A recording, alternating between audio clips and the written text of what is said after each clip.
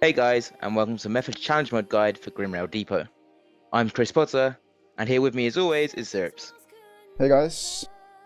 As with all of our CM guides, we're just going to show you a nice clean easy way to get through the dungeon. So at the start here we pull this one labourer on the right side, and you'll notice that we don't charge into it or anything like that. We make the mob come to us because you don't want to pull any other mobs. You can see we even don't have our pets up, and this is because immediately afterwards we're going to use Invis Potion. So we use Stampeding Roar, Aspect of the Pack, and use Invis Potion. And as always with your Invis Potion, make sure not to cast any other spells or you're going to break it. We go all the way up to the first boss. And we remember to take off pack and resummon our pets. And you start on the Brute. You'll notice that we do use Lust at the start here, but it is optional. You can also delay it later on. You'll see that I'm saving my DPS cooldowns, and that's because I'm going to use them when we knock the small goblin down. So if you've done this on Heroic or anything before, you know what kind of abilities he has. He has the Target Eliminator. This does a lot more damage on Challenge Mode, so you need to move out of the small circles on the ground. And he also has the Slam ability, which interrupts casts, so don't get caught on the lockout with that. And when he does the Mad Dash, your tank needs to face him towards the wall where the Goblin is, and it will knock him down. You'll see we use our DPS cooldowns now, and I'm nuking the small lad, and the DPS shoots up, and this is because the small Goblin takes increased damage after he gets knocked down. After a small while though, he is going to continue jumping around and doing his thing, at which point you want to swap back onto the Brute. We're trying to keep their DPS kind of equal, and this is because if you kill one of them first, the other one is going to get an enrage effect, increasing their damage by a lot. It's recommended that you kill the Brute first, because if you enrage the Brute by killing the Goblin first, he does a ton of damage and you can actually wipe pretty easily. So you can see again, Scope faces the Mad Dash into the wall, knocks down the Goblin, and we just cleave him down a bit here, doing big damage to the Goblin. We stop on the Goblin now because we don't want to kill it first. We want to kill the Brute first. And yeah, this boss is pretty simple, just don't stand in the circles, and if you're a caster, don't get locked out on the Slam ability.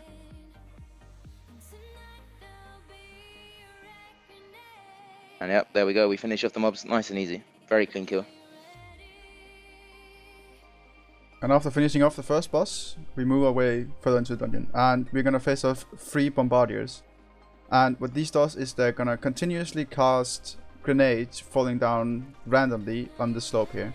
So try and avoid them as much as possible, and once you engage them, they're gonna have one ability, which is the double slash.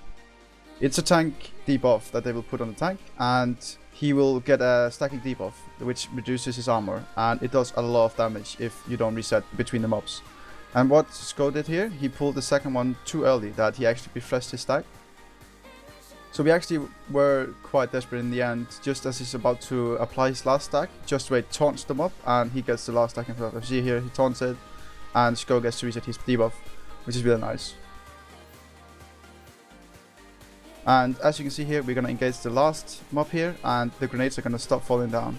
And from here on, it's just tank and spank, and you just try and kill it as fast as possible, and you move on to the dungeon.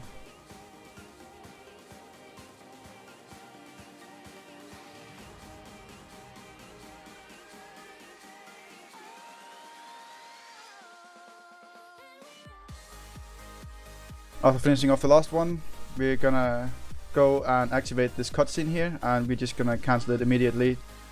And we're gonna pull this first pack, which has 4 mobs, 3 infantries, which really doesn't do anything, and 1 gunner. This gunner is really deadly. You can see it's going to cast Shrapnel Blast, and it's going to cast in the direction it's facing. So that means that your tank needs to face it away from the group, because if the group gets any stacks, anything above 1 or 2 stacks actually is going to quite possibly going to kill you. So try and be aware of that. This next room here, we're going to pull a Grenadier, a Boomer, and we're going to pull the Hulk here as well. You want to focus down the Grenadier because it's going to throw a grenade on the group and it's going to knock you back, which is really annoying. The Brute, or Hulk here itself, has a stacking debuff or an enrage if put on himself. So you need to have someone dispelling it, either with Soothe or with a tranquilizing shot. What we do here is just we have me just dispelling it continuously as soon as he reaches like 3 or 4 stacks, else he's gonna hurt the tank quite a bit. It's really not a problem if you just keep on top of the dispels.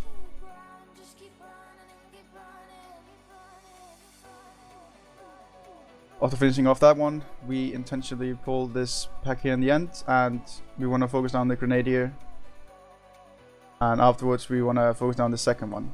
But accidentally we have Roger pulling the second pack here in the next room, which actually becomes quite deadly for us, but we managed. We have, I think, a pop 3 of life here, and we managed to nuke through it. You really don't want to do this, you just want to play this safe, because you're really not on a time schedule here. Through here, and we try to focus down. There's 2 gunners in this pack, so it's really deadly for especially melee, because they're out of sync, so they cast it on different times, which means they're going to be facing 2 different ways. So melee are almost guaranteed to get stacks here. So just try and dodge as much as possible and not stack them up too much. And see, I think, yeah, we lose just right here. Not really a problem because the pack is almost dead already, but just as we said, don't pull too much here. You can easily get overrun. And because we ninja pulled this pack here, we decide to pull this entire last room, which turns out to be a big mistake. We have these Synthesiers here. The Synthesiers are gonna drop a zone on the ground. I think we have 3 of them here. Yeah, there's 3 of them. And each time they drop a zone on the ground and they do stack, they do a lot of damage to people standing in it. So you want to move out. You see here 1, and then we get the second one. And Just Wait stands in both of them, and he just dies instantly. So you just want to try and kite them. Again, remember to dispel the Hulk, and try not to stand in the gunner. We also have a silence, which can be really annoying, especially if it goes on your healer. It's almost a guaranteed wipe. One way you can get away with the silence is to jump and try not to stack with your group, because if you stack up with anyone, you're more guaranteed to get the silence. I think, yeah, Poddy dies here as well. Yeah, it was really messy, but we managed in the end. Again, they're really low health, so it shouldn't really be a problem here. I'm gonna rest Chris, and we move on to the second boss of the instance.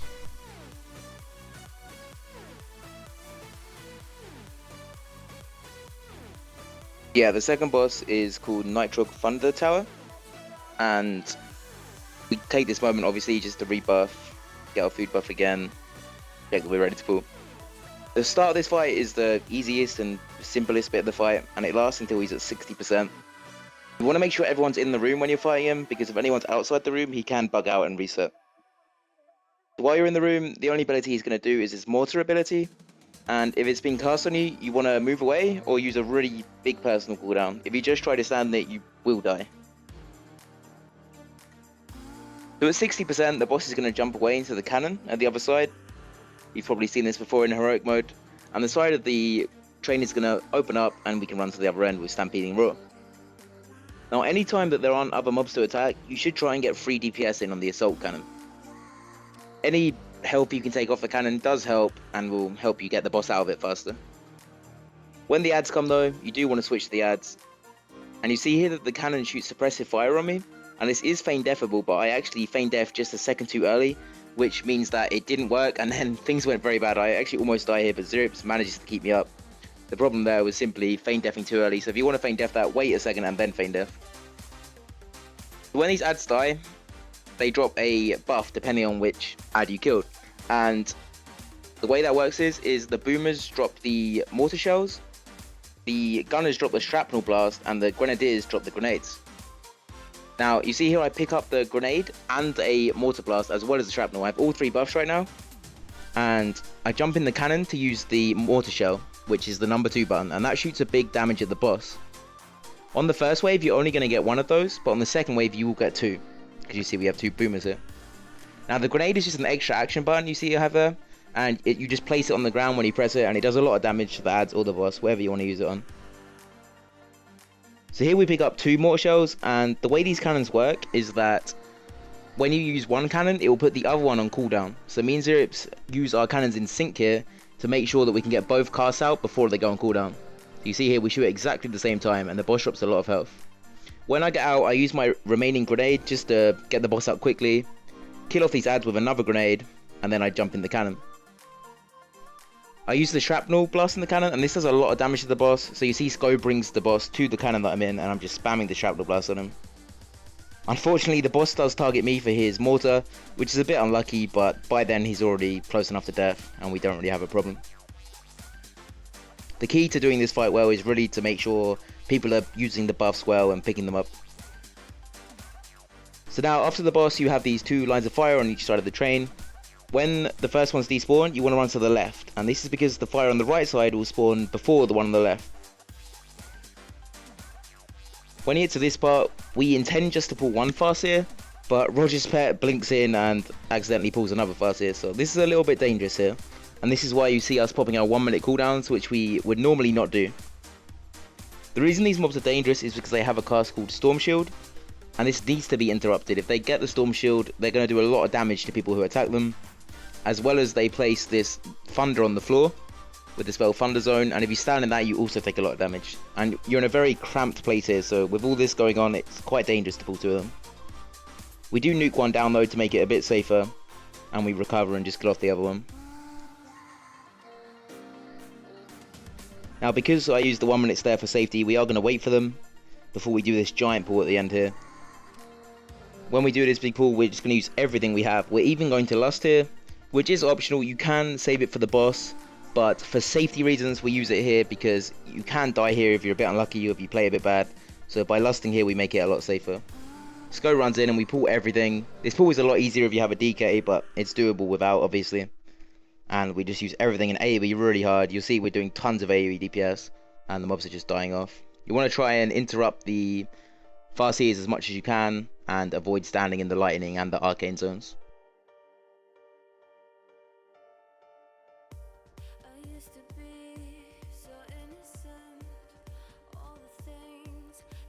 And after finishing off the last trash pack, we get to see the last boss here, which is Skylord Cobra. Skylord Cobra has 3 abilities. One, which is a freezing trap, which you'll see soon. He'll cast it on me. What this does is that if you stand in it, after he's cast it on you, it will snare you or root you in place, and people within 10 yards are gonna get rooted as well. And this is really bad, especially if it gets comboed by the lightning you can see on the floor here, that the dragon here is gonna cast every time he flies by. So try and just get them to the sides in the start here to not make it messy in the end, and just avoid standing in them as much as possible. And you can see here Chris moves back and he's not standing in the lightning here. And then we have the spinning spear, which is probably the most annoying ability, especially for melee. He will target anyone in melee range, and a 2-second cast will go out and he will cast a spear facing that direction. So that means that your melee needs to be sure that they're not facing towards the range, as the range, it's almost nearly impossible to see the spear because there's so much going on. The lightning on the ground, your AoE effects, whatever, etc. It is just straight up really annoying. So just try and help your ranged out, don't face towards them, and it should be easy. Here we get the boss quite low. A small tip here is that you can see the lightning stones on the ground right now. The next time he flies by, there's a high possibility that there's not going to be lightning in those places. Not in the start eventually, but afterwards, you see here, there's no lightning there where it just spoke before, and just where it got too many stacks here and he actually died off. But the boss was so low that we just killed it off. So that concludes our guide for the Grimrail Depot challenge mode. We hope you found it useful. As always, we really appreciate your guys' feedback, and if you can like the video and subscribe, we love that too. Thanks for watching, guys. See you next time. Bye guys.